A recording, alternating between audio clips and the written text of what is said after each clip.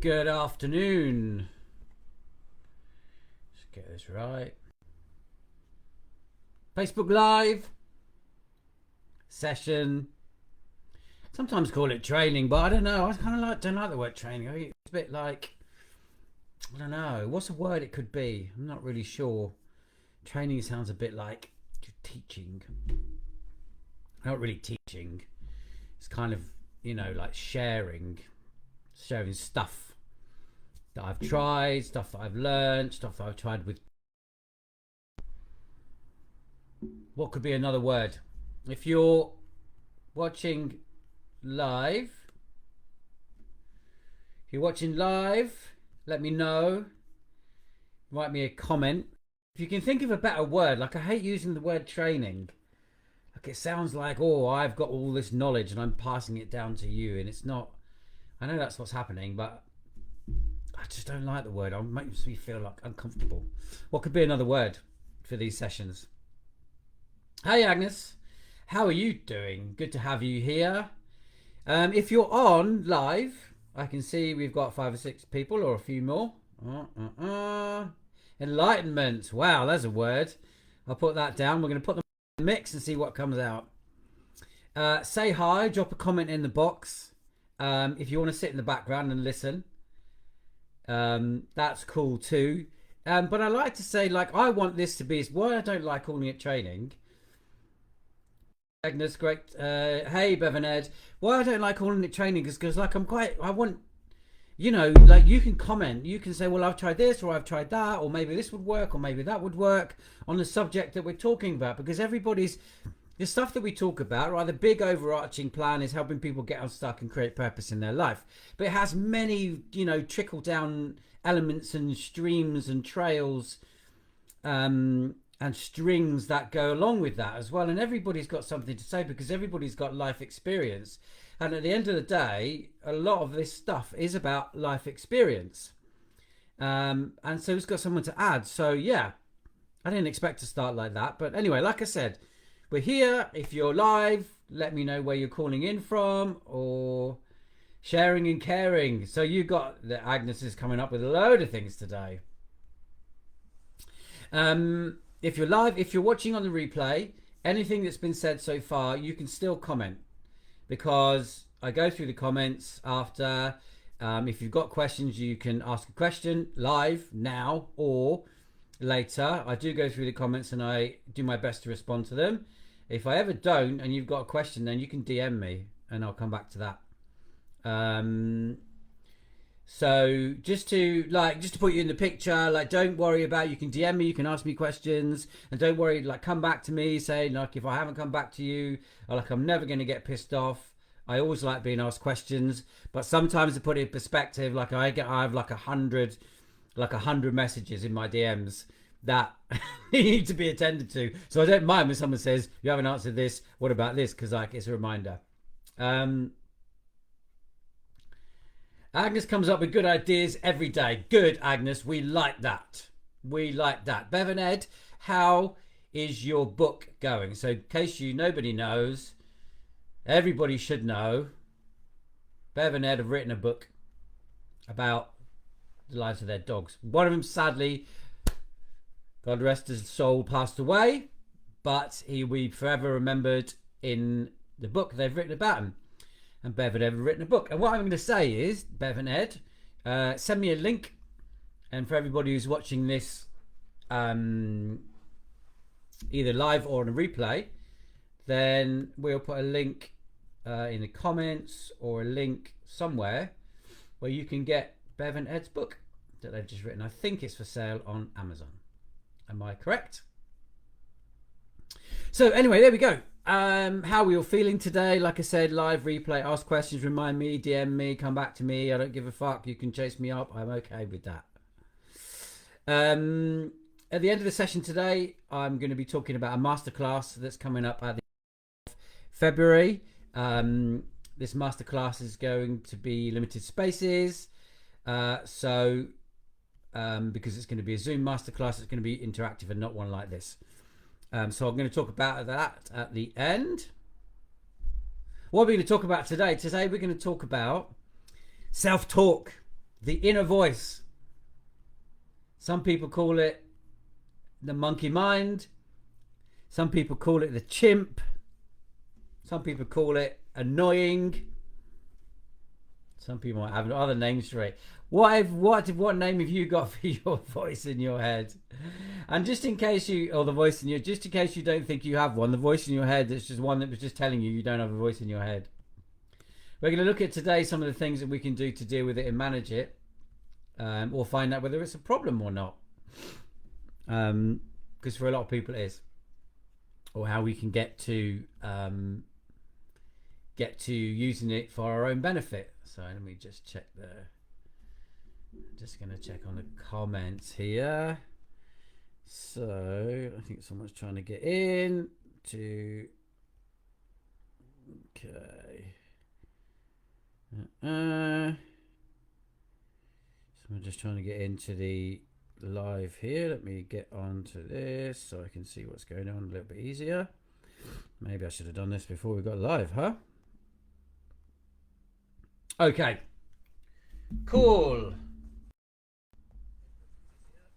No, I don't want to do that. No, I don't want to do that. Right. Okay. Back in the room. Back in the room. Okay, here we go. Someone trying to get on the call. So we're going to talk about the monkey mind, chimp paradox, that thing that goes on in your head. It could be supportive, it could be not supportive. We're going to go through a few of those things today just to give us some few ideas about. If you've got ideas as we go through, you can share them. So what I'm going to talk about is, number one, that voice in your head. We'll go through, first of all, where did it come from? Where does it come from? The answer to that is, some of the stuff that I'm sharing today, I'm going to be full transparency here. Some of it's my stuff I've learned. Some of it my stuff that I've worked out for myself. And some of it is stuff that I've got from a book, which I'll share at the end. So first of all, that voice in the head, the one that's talking, where did it come from? The answer is that we're born with it. Right? I guess we're born with it. I guess before we learn to talk, it doesn't really say very much. That's an interesting thought I never thought of before, actually. So we can't obviously understand it if we can't talk ourselves. But anyway, we're born with it. We're dealing with it as adults now. We're born with it. And so there are levels of enlightenment, apparently, and I am definitely not there, that you can get to. Internal talk completely goes away. I have had been through some processes and some DNA kind of sacred geometry restructuring stuff with an amazing guy called Dr. Ken, who uses a process you can get to completely quiet the voice in your head, but it's only temporary, but it's amazing. So the point is, where did it come from? We've got it. It's with us. There are some techniques I'll share at the end to kind of make it a little bit quieter. But what we're actually, the whole point to this is, what we're actually doing is it's not going to go away permanently. So what we're all about today is about managing and management of that voice. The chimp, the internal voice, the monkey, whatever you want to call it. And from what I've learned and what I know about myself, the voice tends to lean towards the emotion, so it tends to be less logic and more emotional, but it's quite strong as well. It can be quite a powerful voice that we tend to listen to. So first thing is to understand where it came from. It's not going away, but what we're here to talk about today is management of that voice, because it's not going to go away. And some don't want to go away that easily, just like a chimpanzee, just like a monkey. Some of them will get really pissed off and angry, don't they? So we're talking about management. So the first thing I think to understand, my understanding, is to realize is that you're not the voice. Okay, you're the one that's listening to the voice. So the voices in your head is something else. And when the voices in your head is speaking, somebody's got to hear it. And the person hearing it is you. So that makes you separate from the voice in your head. So it isn't, okay? It's a separate thing. It's a separate narrative. and it's got its own separate agenda. So when we're talking about what I was talking about, first of all, talking about number one, management. The management of it is the first understanding that it isn't you. It's not your ruler, although it might seem like it at the moment. It's not your ruler. It's not your controller. And you can manage it and you can take control. So the first thing to realize is we're going to manage it. Second thing to realize is you're not the voice. It's not you. The voice is, or the monk, the chimp, or the monkey, the inner voice, the self-talk is a product of what you've learned and a product of conditioning. And so if it's been conditioned one way, that means it can be conditioned in a different way. So that's an important thing to remember. You're not the voice. You're the one that's listening to the voice. And so when we understand that, we always talk about, in coaching, or when I'm working with clients, we always talk about the first level to understanding something. And I saw something like on an Instagram reel or something like this the other day. One of the kind of like big, really famous like coaching, personal development gurus, not Tony Robbins, but someone talking about, here we go. Look, just quickly sidebar, as they'd call it in the States. Bev and Ed have shared the link to their book in the comments. So if you want to go and buy their book, it's about their dogs. It's I can't remember what it's called. Tales of Two Tails. It's called. Their link for their book is in the comments. Go ahead, buy, support Bev and Ed. They're amazing people, and I'll certainly be checking out their book. So, what I was saying, the first thing to all of this, everything when I work with clients, when I'm working with groups or individuals, the very first thing is what we're doing in the first part of the session today is creating awareness. So, like I said, first thing, your inner voice is about management. The second thing, you're not the voice, you're the one listening to the voice. So awareness comes next. So I want you to spend some time becoming aware of the voice in your head. And so is that voice, is it predominantly, and it's going to switch from time to time, some of it might be 50-50, what percentage is the voice in your head positive, and what percentage is it negative? So is the voice in your head supportive, or is the voice in your head being not supportive to you? As in, does it take you down a path that you don't want to go down more frequently than it takes you down the path that you do want to go down? What is it being supportive? And an easy way, I think, to bring this into, like a tangible situation is that you could say you might be thinking, right, I want to eat less crap, right? Just a very easy, simple. You're going to eat less crap. You go to the fridge.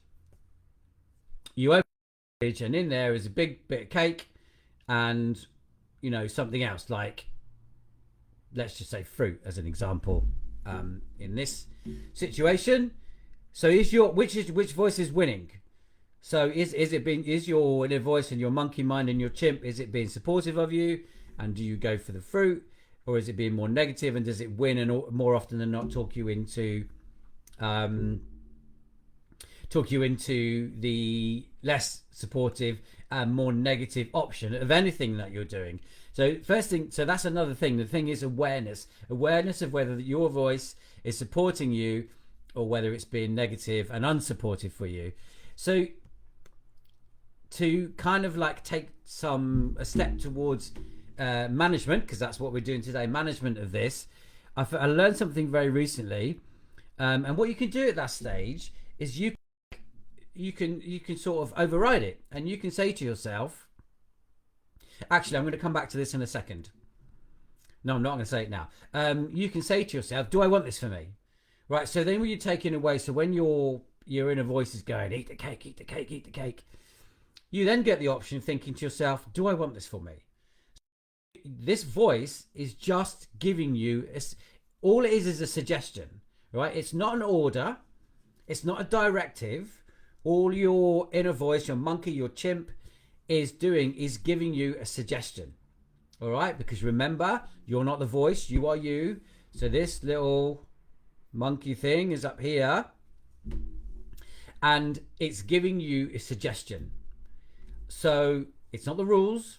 It's not what you have to do. So if it's giving you a suggestion, it might be giving you a suggestion to say, take the fruit.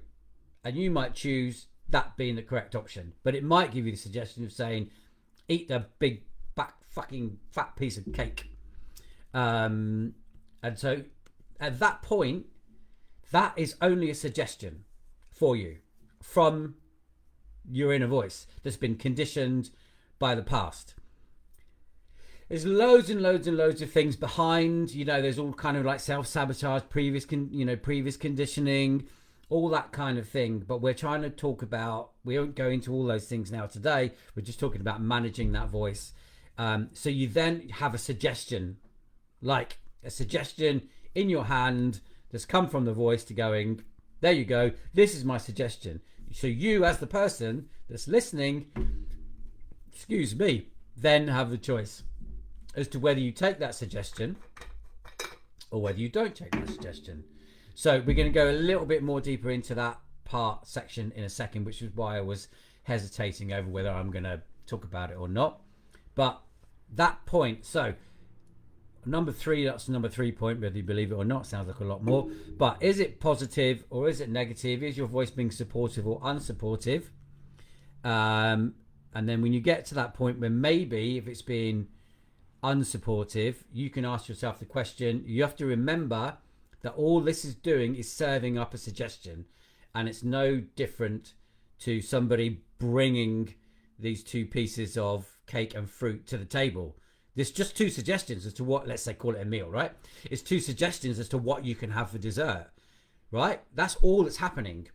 Your choice, you then, as the person, have the choice of which option you take. Okay?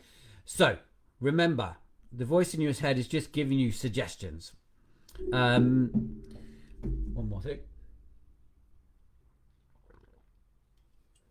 Okay.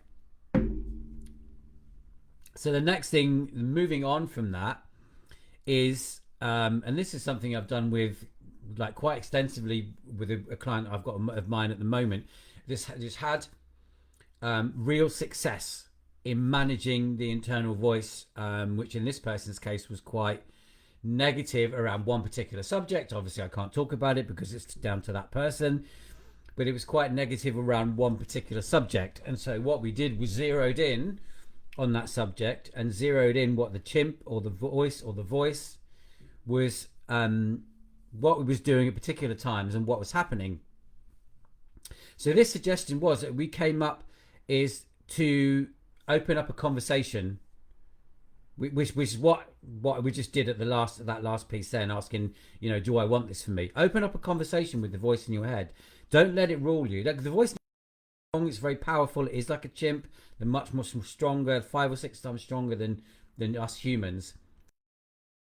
With the voice in your head, so you're taking control. You're like, hi, okay.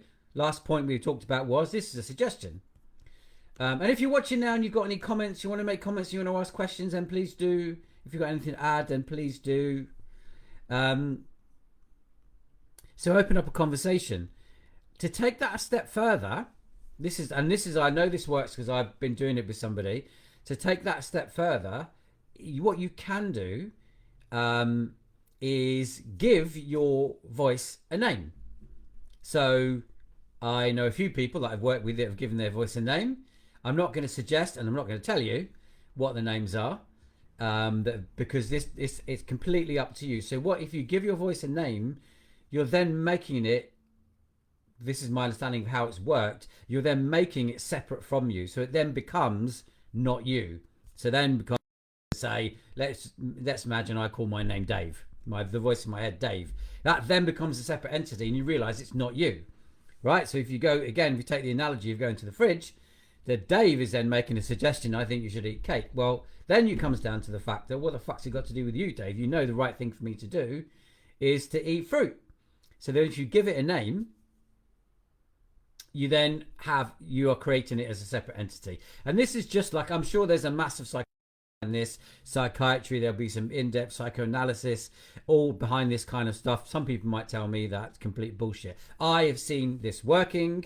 You can try it out for yourself. If it doesn't work, then that's fine. Any of this stuff I share, nothing is to say it's 100%. It's just stuff I've tried myself, or it's worked with clients of mine.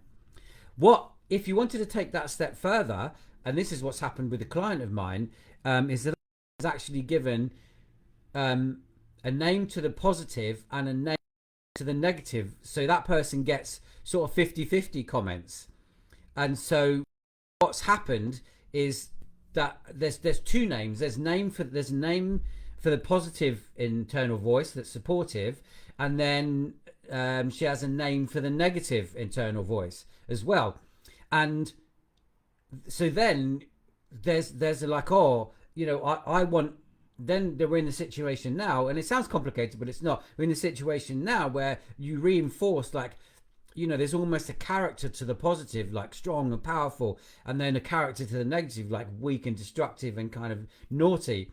And so you can break it down. So you can either give your voice one name, like Dave, like I said, or you can, if positive and a negative and you're getting both, you can give it two names. And you can say, well, you know, I want more of this one, the positive one, and less of this one. And I can't suggest names. I'm not telling you. They might be male, they might be female, they might be one of each, or they might be one of the 1 million genders there apparently is these days. But anyway, to simplify, if you choose to, or maybe your voice is non-binary. To simplify, you know, you can give. They don't even have to have a sex, right? You can give your voice, the positive and negative. You can give them a name each, and then, you know, you can choose to, if you like. As I said, when they're serving up suggestions of what you should do, what options you've got in your life, is you can choose one or the other, and you can have a conversation with one or the other. Any comments so far? Is that coming across? Hopefully not too complicated. I don't think it's complicated. And so I'm just going to move on. And this is another technique. Just another technique around management of that voice in your head. And that is what you can do. If you've got, you know, there is a voice in your head and it is being, or your chimpanzee is being naughty. So there's a couple of things. Another couple of things that you can do. You can also choose when it's around. So say, and this is something I read in a book that I'll share with you in a minute.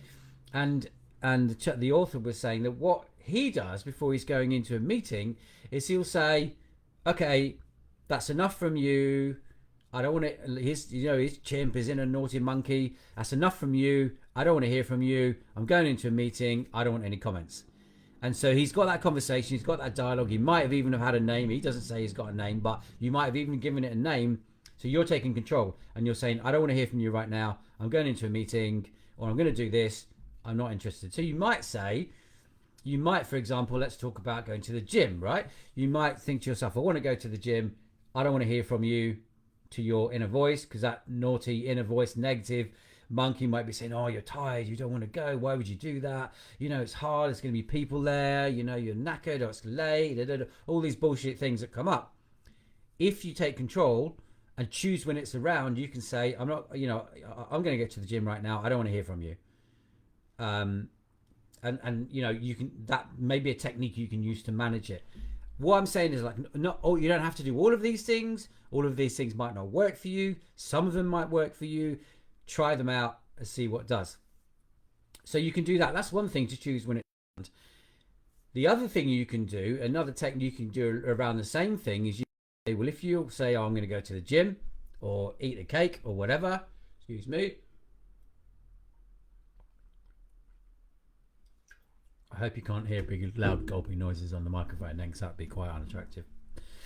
I'll try not to burp. Can't guarantee it. So you can choose when it's around. Another technique you can use is to say, well, when you come out of that meeting, or you come out of the gym, for example, or you have that choice where you've chosen to eat the fruit, because as I said, it is a choice, because these are only suggestions. You've chosen to eat the fruit other than the cake. What you can do is you can then give the negative voice space. Okay. I said I wasn't going to burp. Sorry. I failed. You can. These lives are going downhill fast, aren't they? What you can do is you can give the negative once you've, so you've said to your negative voice, I don't want to hear from you. I'm going to go to the gym, or maybe you're honoring the positive side of it. I'm going to go to the gym. I've gone to the gym.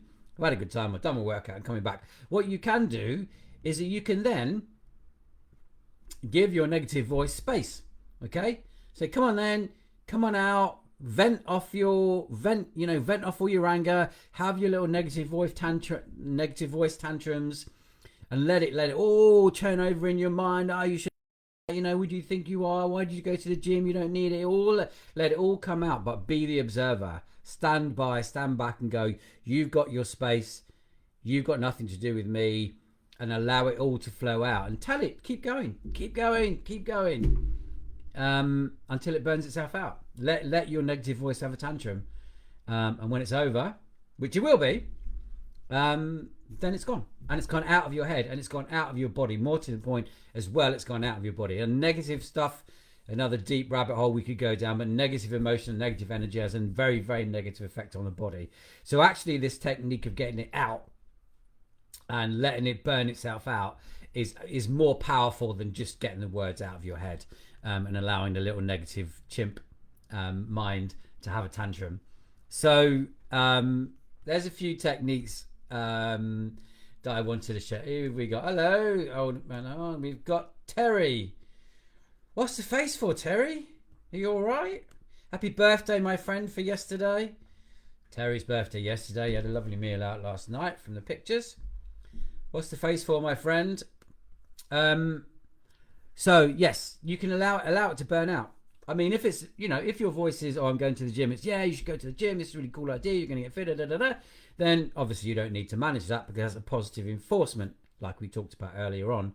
But if it's negative, once you've done what you're going to do, allow it to burn out and allow it to have its space and freedom. And when it's gone, it's gone. So just wanted to share those with you. Hopefully, oh, my burp. Yeah, sorry. Well, I tried not to, but shit happens.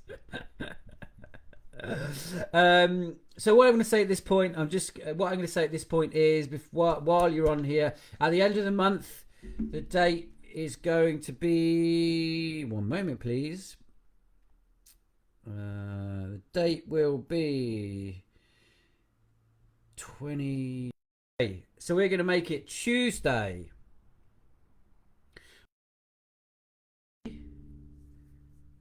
I realised I was going to announce what I'm doing without the date in. Tuesday, the 28th of February, which is the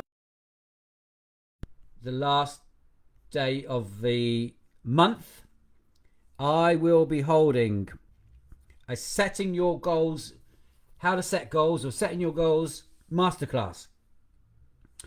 So this is going to be separate from the normal live. This masterclass is going to be a Zoom masterclass, so it's going to be a closed one.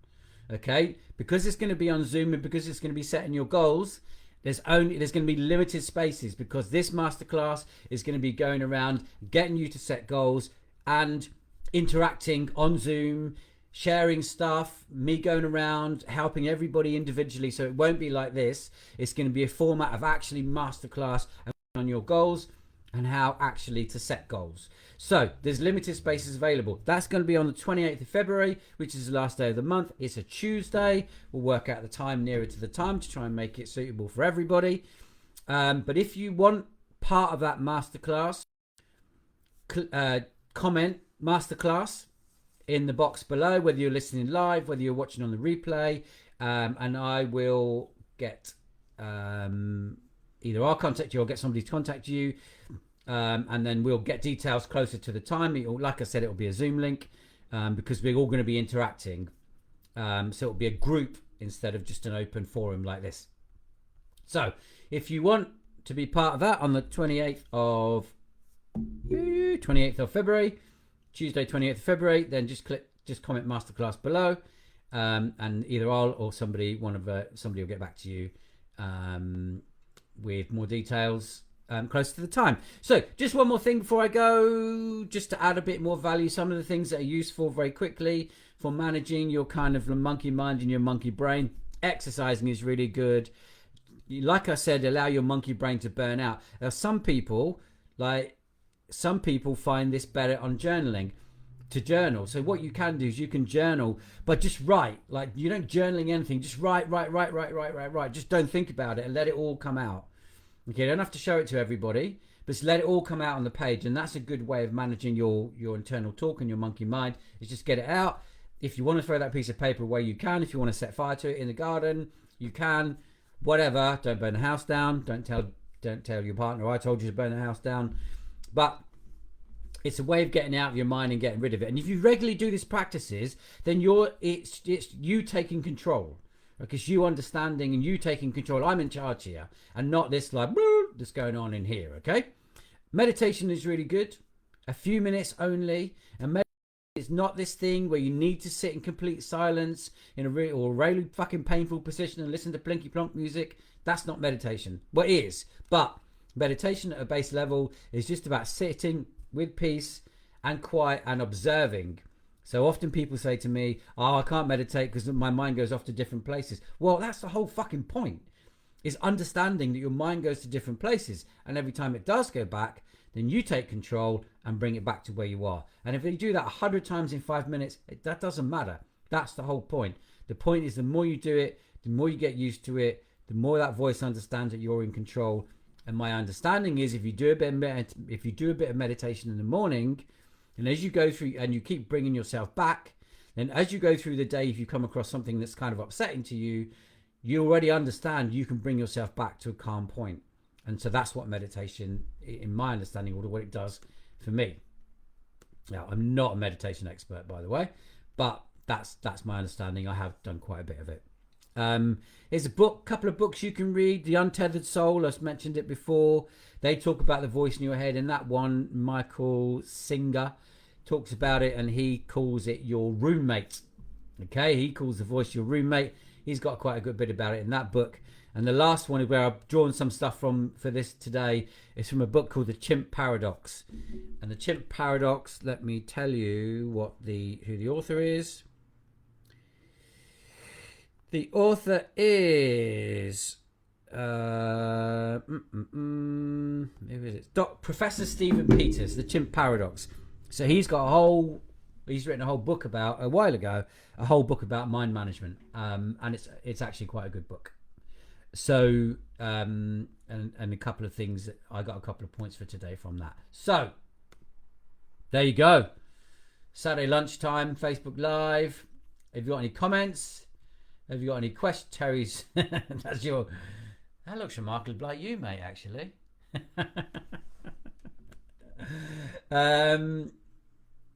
Thanks for all the comments. Thanks for the interaction. If you got any questions, let me know. If you think of any questions, you can come back to me. But other than that, Saturday lunchtime, thought I'd do it a different time for this week, just to give other people a chance to get involved as well. Enjoy your weekend and take notice of your chimp. Find out, is it supporting you, is it not supporting you? I'd really love to hear if these techniques can work for you, and how it can change you. All right.